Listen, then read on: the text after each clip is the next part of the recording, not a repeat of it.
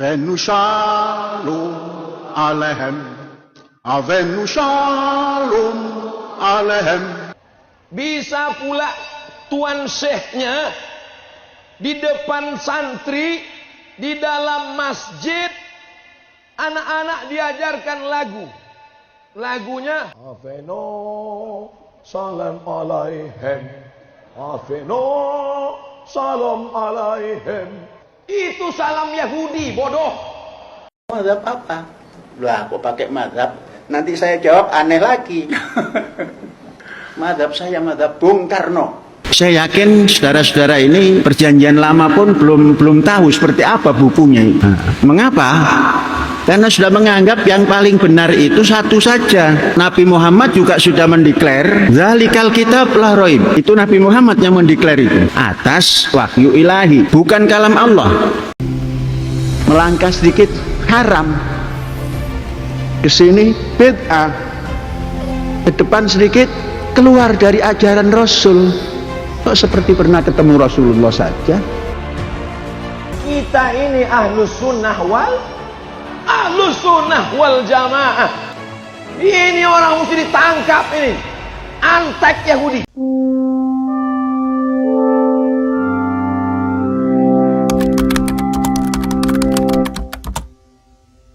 Assalamualaikum warahmatullahi wabarakatuh. Hai teman-teman semua.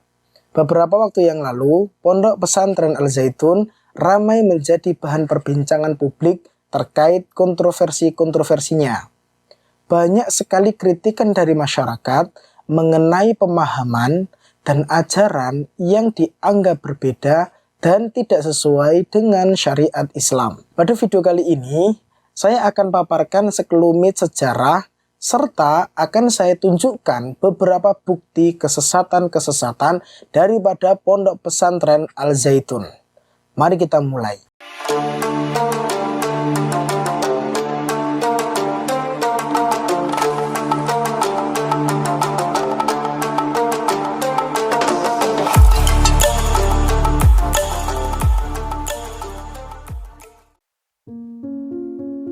Pondok Pesantren Al-Zaitun berdiri pada tahun 1996. Pembangunan pondok ini tepatnya pada tanggal 13 Agustus 1996 yang merupakan usaha dari YPI atau Yayasan Pesantren Indonesia.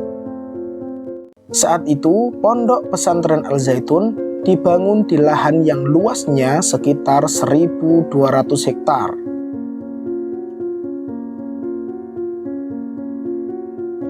Berdirinya Pondok Pesantren Al-Zaitun ternyata diresmikan oleh orang nomor 1 di Indonesia pada masa itu, yakni Presiden ketiga Republik Indonesia, Bapak B.J. Habibie, pada tanggal 27 Agustus 1999. Yang mana pada saat itu, pondok pesantren tersebut dipimpin oleh Abdussalam Rosyidi Panji Gumilang MP.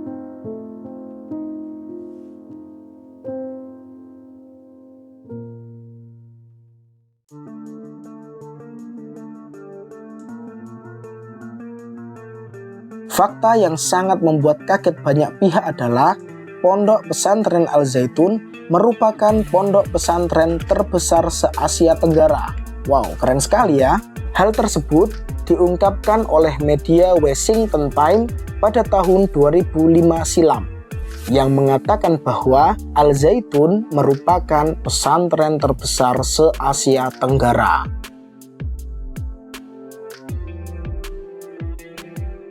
Hal ini merupakan pencapaian yang luar biasa. Seperti yang diketahui, Pondok Pesantren Al-Zaitun hanya terletak di sebuah desa, tepatnya di Desa Mekarjaya, Kecamatan Gantar, Kabupaten Indramayu, Jawa Barat. Bangunan Pondok Pesantren Al-Zaitun dibangun dengan model modern dan berkonsep asrama yang terintegrasi. Selain bangunan yang modern, pondok pesantren ini memiliki lahan persawahan dan hutan sendiri. Salah satunya adalah Masjid Rahmatan Lil Alamin, merupakan bangunan paling monumental di Pondok Pesantren Al-Zaitun. Masjid dengan konstruksi megah dan memiliki 6 lantai tersebut dibangun seluas kurang lebih 3.000 meter kubik. Bangunan masjid tersebut sebagian dinding dan lantainya dibalut dengan batu granit dan marmer. Tak hanya itu, terdapat juga basement masjid yang digunakan untuk menyimpan puluhan ribu kubik kayu. Adapun sistem pendidikan yang diterapkan pada Pondok Pesantren Al Zaitun adalah sistem terpadu, di mana sistem ini mengajarkan para santrinya untuk berpikir global dan menggunakan kombinasi dari berbagai aspek keilmuan. Baik teman-teman sekalian, setelah kita mengetahui sekelumit sejarah daripada Pondok Pesantren Al Zaitun, kali ini mari kita bahas beberapa kontroversi yang pernah mengkagetkan jagat media serta bukti-bukti kesesatan daripada Pondok Pesantren Al Zaitun ini.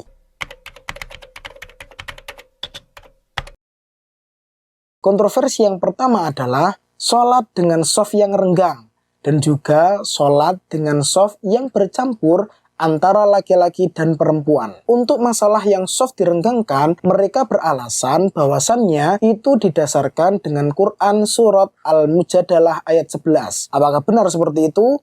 Jawabannya adalah salah. Karena apa? Mari kita bahas. Alasan yang pertama, makna tafassahu di dalam ayat tersebut itu bukan perintah untuk menjaga jarak di dalam sholat, melainkan ayat tersebut itu memerintahkan untuk merenggangkan tempat agar mempersilahkan orang lain ketika menempati di majelis ilmu. Jadi ayat tersebut itu bukan untuk sholat, tapi untuk di majelis. Maka dari itu bisa kita pastikan bahwa cara istidlal yang dilakukan oleh Pondok Pesantren Al Zaitun itu salah kaprah. Alasan yang kedua, bertentangan dengan hadis sahih yang mana anjuran untuk merapatkan barisan sholat. Nah, itu yang pertama. Permasalahan yang kedua, sholat dengan shaf antara laki-laki dan perempuan yang bercampur. Nah, mereka berdalih bahwa ajaran tersebut itu ikut madhabnya Bung Karno. Karena menurut mereka, di dalam ajarannya Bung Karno, antara shaf perempuan dan non-muslim di mayoritas sholatnya para laki-laki itu sudah sesuai dengan tuntunan syariat. Apakah benar seperti itu? Maka kita tegas mengatakan bahwa hal tersebut itu tidak sesuai dengan syariat Ahlus Sunnah wal Jamaah dan hukumnya adalah haram. Alasan yang pertama, mereka menyandarkan hukum fikih kepada orang yang tidak memiliki kompeten di bidang fikih.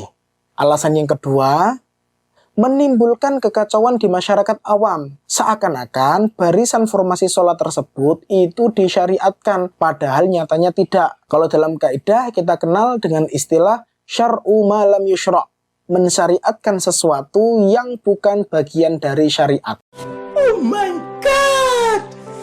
Wow! Kontroversi yang kedua, yakni mengajak santri-santrinya untuk menyanyikan lagu Yahudi. Teman-teman sekalian, mengingat secara historis, lagu tersebut kental sekali dengan agama Yahudi, baik dari segi kemunculan maupun penggunaannya, maka bisa dipastikan bahwa menyanyikan lagu tersebut adalah hukumnya haram. Alasan yang pertama adalah hal tersebut menyerupai dan mensyiarkan agama lain. Alasan yang kedua, mereka mengajarkan doktrin kepada santri-santrinya bahwasannya mengucapkan salam kepada orang non-muslim itu boleh. Padahal syariat kita tegas bahwa mengucapkan salam kepada orang non-muslim itu hukumnya dilarang. Kontroversi yang ketiga, mereka meyakini bahwa dosa zina itu bisa ditebus dengan uang. Wow, teman-teman sekalian, sebelumnya harus kita pahami dulu bahwa ketika kita melakukan dosa, maka ada kewajiban bagi kita untuk bertaubat. Adapun taubat sendiri itu dibagi menjadi dua, yakni taubat yang ada hubungannya dengan Allah dan taubat yang berhubungan dengan manusia. Yang pertama dulu, taubat yang ada hubungannya dengan Allah itu setidaknya ketika kita bertaubat itu harus melaksanakan 3 syarat. Yang pertama adalah an-nadamu atau menyesal. Yang kedua al-iqla, memiliki kesungguhan untuk tidak melakukan dosa itu lagi. Yang ketiga, al-azmu, yaitu keinginan kuat untuk benar-benar meninggalkan dosa yang pernah kita lakukan. Sedangkan ketika kita hendak bertaubat yang ada hubungannya dosa kepada manusia, maka syaratnya ada 4. Yang pertama, an-nadamu, yaitu menyesali segala dosa yang telah kita lakukan. Yang kedua, al-iqla', yaitu meninggalkan dosa yang telah kita lakukan. Yang ketiga, al-azmu, yaitu keinginan kuat untuk benar-benar meninggalkan dosa itu. Nah, ini yang membedakan ketika kita memiliki dosa kepada Allah dan dosa kepada manusia. Maka ketika kita memiliki dosa atau kesalahan pada manusia, ada syarat yang keempat, teman-teman, yaitu al-baro'ah. Apa itu al-baro'ah? Al-baro'ah adalah membersihkan semua hak-hak adami. Maka ketika ada orang yang berzina, itu sangat tidak cukup hanya membayar uang, setelah itu dosanya hilang. Tidak sesimpel itu, teman-teman. Ya, ada beberapa syarat yang harus kita lakukan ya ketika hendak bertaubat. Maka dari itu bisa dipastikan bahwa statement maupun ajaran daripada Pondok Pesantren Al-Zaitun yang mengatakan bahwasannya dosa zina yang bisa ditebus dengan uang itu bukan hanya sesat, tapi juga konyol. Kontroversi yang keempat, Panji Gumilang atau pimpinan Pondok Pesantren Al-Zaitun ternyata meragukan Al-Quran. Baru-baru ini banyak sekali video yang beredar bahwasannya si Panji ini mengatakan bahwa sekarang ini banyak sekali santrinya yang tidak mengetahui buku perjanjian lama karena sudah meyakini bahwa Al-Quran adalah yang paling benar. Dia ngomong seperti itu. Si Panji ini mengklaim bahwasannya Al-Quran tidak menceritakan secara detail seperti cerita yang ada di buku perjanjian lama. Itulah mengapa ia menganjurkan para santrinya untuk membaca buku perjanjian lama. Karena menurut si Panji ini, Nabi Muhammad SAW telah mendeklarasikan bahwasannya Al-Quran bukanlah kalam Allah. Nani? Why are we still here? Nani? Bisa dipastikan teman-teman bahwa statement tersebut itu sesat dan menyesatkan. Bukti yang pertama, Al-Quran seringkali memperkenalkan dirinya dengan ciri dan sifat.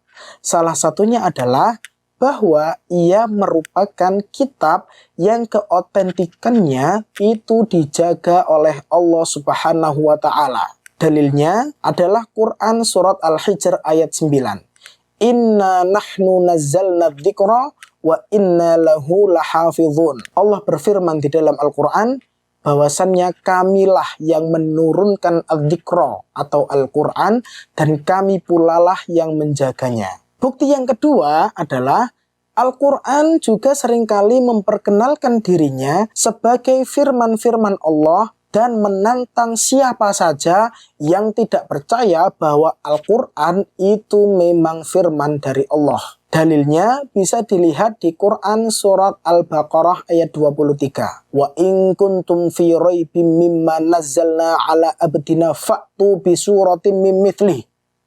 Nah, itu teman-teman. Seandainya kalian tidak percaya bahwasanya Al-Quran ini memang dari Allah, fa'tu bi suratim mim mithlih. Maka buatlah satu surat saja yang bisa menyamai Al-Quran. Dari sini sudah jelas teman-teman, bahwasanya tidak ada satu pembanding pun yang bisa menandingi Al-Quran, baik dari bahasa, balaghah, keindahan kata, serta maknanya yang tersirat maupun tersurat. Good job!